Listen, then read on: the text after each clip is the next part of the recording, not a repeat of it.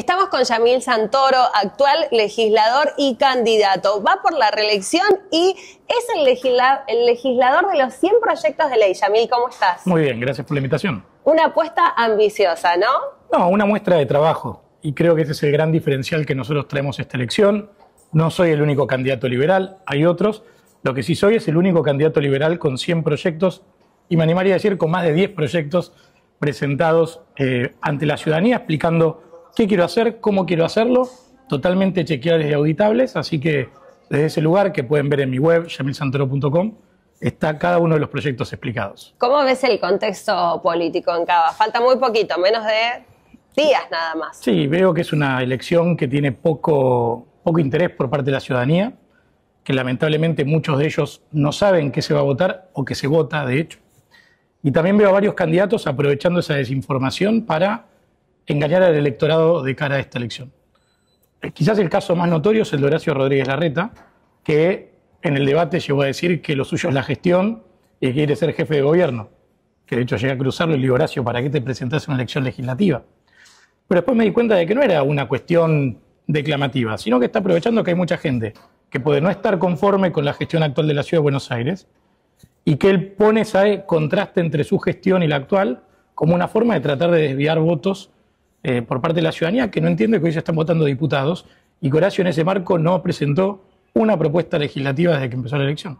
¿Es el único candidato que está de más en esta elección? No, a ver, yo creo que ningún candidato está de más. Lo que sí creo es que hay algunos que se están candidateando para otra cosa que no es ser legislador porteño. De hecho, algunos, hasta el propio Adorni, han reconocido o insinuado que su objetivo no es efectivamente cumplir el rol de legislador, sino hacer carrera o hacer otra cosa. Pero ahí, por ejemplo, quiero poner el énfasis en lo que hace el PRO y lo que hace la Libertad Avanza, en general esta psicopatía de decir votame o gana el kirchnerismo. No hay riesgo de que gane el kirchnerismo esta elección, porque son elecciones legislativas, no hay ganadores. Lo que hay es una distribución de bancas, donde por cada 3 puntos que saca un candidato, mete un legislador.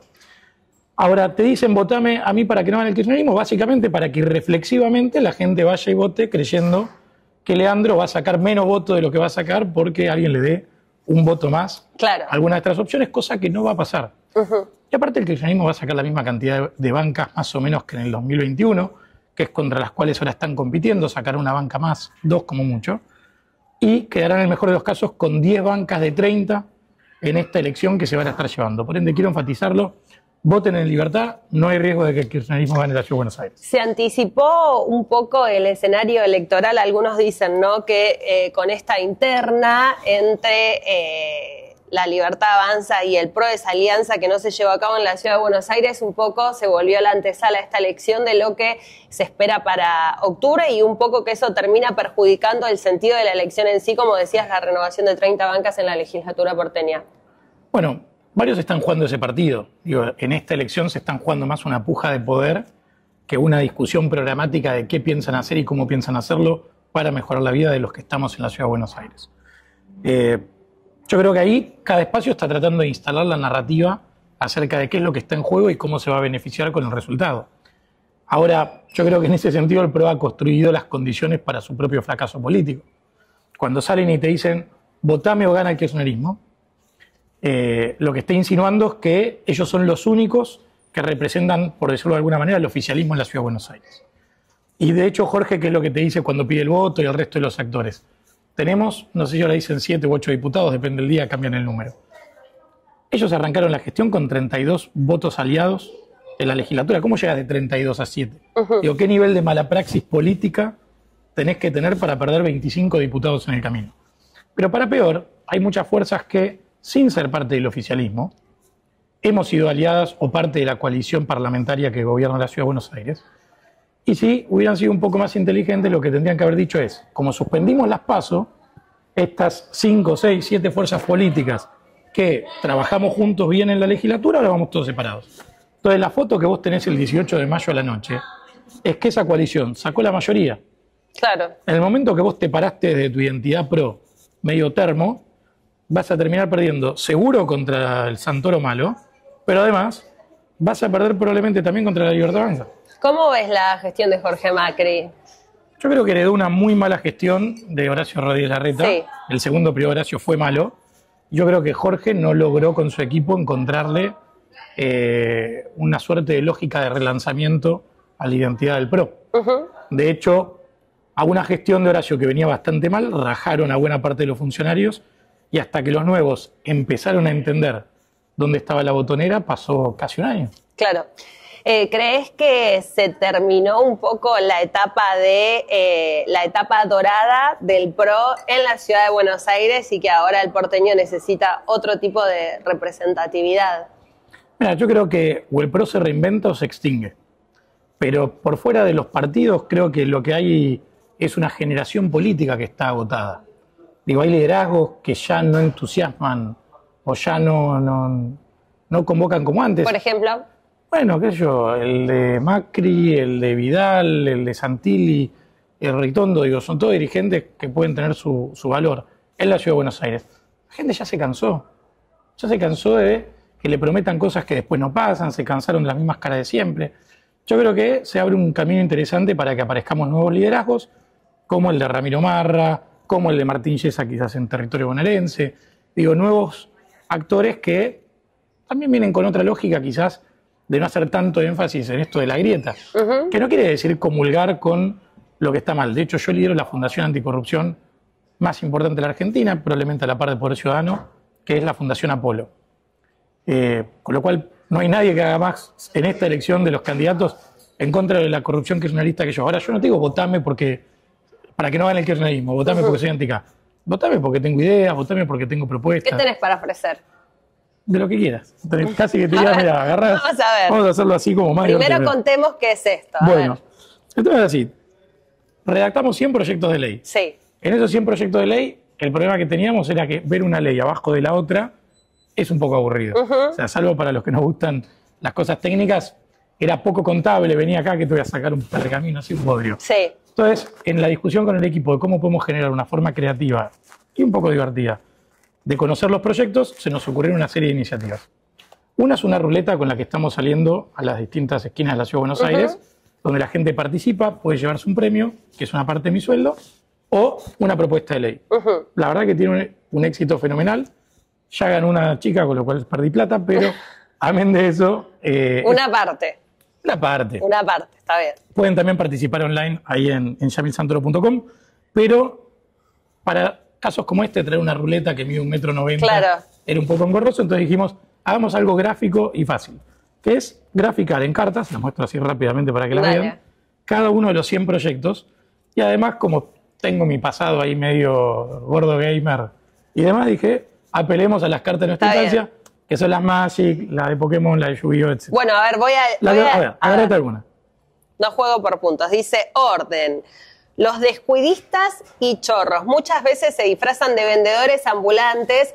Además, esto afecta negativamente a comercios gastronómicos. Se termina. Prohibición de venta ambulatoria en restaurantes y bares. Bueno, eso es un proyecto bastante básico y que te lo pide todo el mundo en el sector gastronómico, que es terminar con esos que con la excusa de venderte o unas bolsas o unos trapos de piso o lo que sea, son normalmente descuidistas que están viendo si se afanan o un celular o un bolso. No o es una campera. estereotipar para vos. No, es de hecho basarse en la evidencia de lo que pasa. Ok. De hecho, hace poco agarré un chorro que lo tuve que correr 6 cuadras, lo detuve, se lo entregué a la policía, me presenté en el expediente y son estos descuidistas que están al acecho en la ciudad. Por ejemplo, en la práctica, si querés contarnos un poquito más de esta ley en profundidad, ¿cómo se llevaría a cabo esa prohibición? ¿Habría algún tipo de penalidad? Exacto, lo estableces como una contravención con una detención como pena. Entonces viene la policía, se lleva al vendedor ambulante, decomisa los productos que tiene y de esa manera desincentivás la actividad. Bueno, tenés varios proyectos que están relacionados en torno al orden público. Pienso dos cosas. Por un lado, que hay un problema de base, Correcto. ¿no? Y por otro lado, por ejemplo, ¿no? Si se demora una persona, la situación de las dependencias en la ciudad de Buenos Aires es realmente uno de los grandes problemas que tiene, ¿no? En Totalmente. este momento. Bueno, ahí hay que decirlo. Meter proyectos que lo que busquen es detener situaciones antisociales, como puede ser el caso este de los vendedores ambulantes, es una parte, pero en la Ciudad de Buenos Aires actualmente tenemos otro gran problema, que es el colapso del sistema penitenciario porteño, que en realidad la Ciudad de Buenos Aires no tiene cárceles propias, propiamente dicho, un sistema carcelario propio. Uno de los 100 proyectos es el de creación de cárceles, bajo la modalidad de cárceles privadas, declarando la emergencia carcelaria en la Ciudad de Buenos Aires. Pero hay otra disputa que tiene que ver con pararse ante Nación para pedirle que se haga cargo, o exigirle, mejor dicho, de los presos que actualmente están detenidos en cárceles, alcaidías y distintos centros porteños. De los 2.400 presos que hoy tiene la ciudad, 2.200 corresponden, y esto no lo digo yo, lo dijo la justicia a raíz de un habeas corpus también que presenté, corresponde que se presente, mejor dicho, que se haga cargo el gobierno de la nación. Entonces, el gobierno te dice, yo tengo superávit, pero la realidad detrás de eso es que hay, por ejemplo, 2.200 presos de los cuales no se hacen cargo, no se los llevan a dependencias nacionales, pero tampoco ponen la plata. Claro. Y esto a los porteños nos cuesta 100 millones de dólares por año. Entonces, ahí aparece una de las primeras grandes diferencias, tanto con Adorni como con Marra.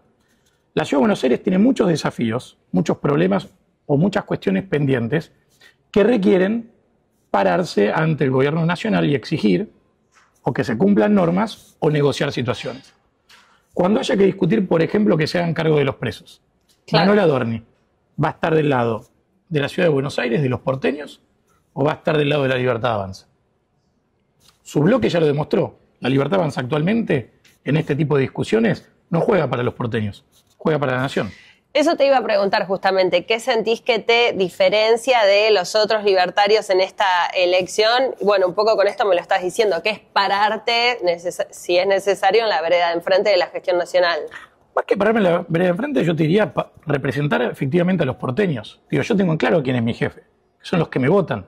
La diferencia quizás con los otros dos es que a mí nadie me levanta el teléfono y me dice qué hay que hacer. O sea, Marra también, digo, porque ahora está afuera. Ahora está viendo también dónde recala, pero también está sos tirándole. amigo igual. Yo soy amigo de Marra, lo quiero. Pero esa es la primera diferencia. La segunda diferencia, te lo diría, es en calidad técnica. O sea, los tres somos liberales, los tres no tenemos la misma formación, ni el mismo equipo de trabajo, ni los mismos resultados a nivel parlamentario. Y la tercera gran diferencia, y esta es la más importante, tanto Marra como Adorni ya están adentro. La intención de votos que tienen, que hace que cada 3 puntos que uno saca metas un diputado, hacen que Adorni es diputado seguro, Marra diputado seguro, el único de los 3 liberales que está ahí en el borde, que hay algunas encuestas que me dan 2.7, 2.9, algunas un poco menos, dependo exclusivamente de que los que nos están viendo nos voten. Y vos también. Yo no voto en Ciudad de Buenos Aires, así que no te voy a... Y además el voto es privado, así que tampoco podría ahí darte... Sobre todo con la objetividad no necesariamente rigurosa que tenemos los periodistas. Otro de tus proyectos polémicos, si se quiere en un título, incluso en Newsweek escribimos un artículo al respecto, es la prohibición de los cartoneros o recicladores urbanos. Bueno, no sé si en la nota lo pudieron relevar, pero en la Ciudad de Buenos Aires el cartoneo estuvo prohibido hasta el año 2003. Exacto, sí. De hecho, se levantó esa prohibición a raíz de un colapso sistémico que tuvo la Argentina, y que en el 2001 arrancó esta lógica del rebusque, donde a algunas personas no le quedaba otra que salir a cartonear. Ahora, de esa situación donde no existían los planes sociales y demás, que recordemos que pre-2001 el nivel de cobertura del sistema de seguridad social argentino era muy inferior al actual, podía hasta llegar a tener sentido como una medida excepcional y de coyuntura. Ahora, desde ese momento hasta hoy, lo que han hecho los sucesivos gobiernos, digo, empezando por el de Ibarra, pero luego el PRO lo terminó profundizando, fue normalizar la tracción a sangre en la Ciudad de Buenos Aires. De hecho, fíjate esta locura. Está prohibida la tracción a sangre de caballos, pero está prohibida la tracción a sangre de personas. O sea, el bien jurídico tutelado, que es evitar la tracción a sangre, actualmente la legislación porteña cuida más a los caballos que a las personas. Absurdo.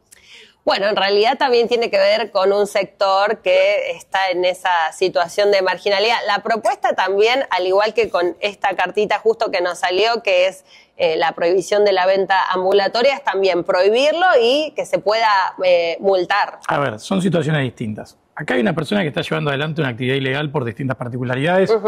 Ahora, el caso del cartonero, que actualmente tiene un marco legal que lo sostiene. Los recicladores urbanos. Correcto.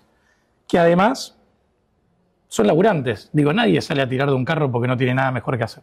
Exacto. Son, digamos, personas que hacen un sacrificio personal enorme con largas jornadas laborales, haciendo una tarea ingrata como es revolver basura para llevar un plato de comida arriba de la mesa de su familia. Digo, esas personas definitivamente tienen que contar con el acompañamiento del Estado. Ahora, lo que yo también considero es que esta actividad lamentablemente genera externalidades negativas, genera consecuencias indeseables para el resto de la ciudadanía. Congestión de tránsito, revolver la basura, y vemos que muchas veces alrededor de los contenedores termina habiendo un montón de mugre afuera, entre otras cosas. Entonces, podemos replantearnos como sociedad si esta actividad sigue siendo necesaria o no. La contracara de eso es que nosotros hemos votado en el último presupuesto cientos de miles de millones de pesos, tanto para el Ministerio de Desarrollo Social como para la Secretaría de Trabajo de la ciudad. Entonces, hay herramientas para que la Ciudad de Buenos Aires, a las personas que las necesitan, puedan tener un empleo o un acompañamiento hasta que se reinventan. Ok, no sería, como para aclararlo, porque tal vez puede sonar para algunos, ¿no? Depende de su ideología, un poco antipático. No es decir, bueno, se prohíbe y no se da nada a cambio, sino sería buscar una solución conjunta con las entidades correspondientes en Ciudad de Buenos Aires. Totalmente, porque a diferencia de otros casos como acelerar los desalojos y generar desalojos express, o el tema de los trapitos, o el tema de los vendedores ambulantes, no estamos ante personas que estén llevando adelante actividades ilegales. En el caso del cartonero, al contrario, hay una actividad actualmente legalizada y hasta integrada o financiada por el gobierno de la Ciudad de Buenos Aires. Ahora, lo que sí está claro, y es una definición, es que esta es una actividad que genera consecuencias negativas para el resto de la sociedad. Entonces, mi propuesta es prohibirlo y reconvertirlo en otro tipo de empleo formal. Sacamos otras cartas más, a ver, vamos a ver algunas otras sin hacer trampa, a ver, ¿qué tanto conoces también estos proyectos? Dice, a ver, prohibición de arenado con sílice, sí, seguridad. Está habilitado un método de limpieza que mata gente, 1 de cada 3 operarios contrae cáncer, prácticamente no tiene costo adicional reemplazarlo. Bueno, esta es una propuesta técnica, pero en varios de los mecanismos donde, mejor dicho, en los lugares donde se limpian estructuras metálicas o se usan para limpiar estructuras metálicas, se usa un tipo de abrasivo que genera cáncer. En la mayoría de los países del mundo eso está prohibido. Acá en Argentina no, la Ciudad de Buenos Aires tiene la facultad de prohibirlo y nos parece que es una buena manera de mostrar que con regulaciones eficientes se puede lograr menos muertes y menos costo al sistema de salud sin generar grandes alteraciones, en este caso, a la estructura de costos de las empresas. Perfecto. Otro interesante que es también eje de tu campaña, la baja de impuestos. En este caso, la carta que salió es devolución del ABL y patentes por el ahorro del costo de las PASO. Se propone concretamente una bonificación impositiva de hasta el 100% del impuesto inmobiliario, la tasa de ABL y las patentes a los particulares. Esta es más simpática.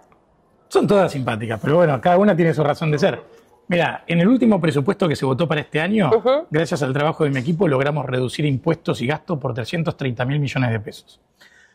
La excusa para suspender las PASO, que en realidad tenía que ver con una especulación política de varios espacios, era que la gente no votara muchas veces, jerarquizar la discusión de la ciudad, cosa que no ha pasado, y lo hablábamos antes, y el tercer argumento era generar el ahorro que implicaba la elección.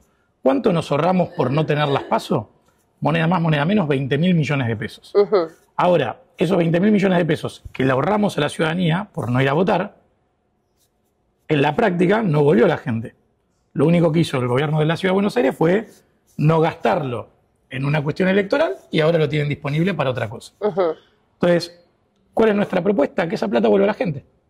Si nos ahorramos ese gasto, que después discutimos si una PASO es un gasto, no, yo creo que hay que eliminarla, me parece que lo razonable es que esa plata vuelva a los contribuyentes. Y por eso presenté este proyecto, para que no sea el Poder Ejecutivo el que se encanute la guita, sino que en alguna proporción a definir vuelva a los contribuyentes. Tenés varios relacionados a reducir impuestos o pagos. Uno de ellos, también le contamos a los espectadores, es que los particulares que tengan cámaras de seguridad puedan integrarlas al sistema de toda la ciudad y se les haga un descuento de algunos de sus impuestos. Correcto, es una idea que tomé de Pinamar, que la impulsó originalmente Martín Yesa, que lo que busca es permitir que comercios, edificios particulares cedan a la ciudad el uso de las cámaras exteriores de sus casas, de sus lugares, y a cambio de eso reciban una bonificación del 10% en ABL.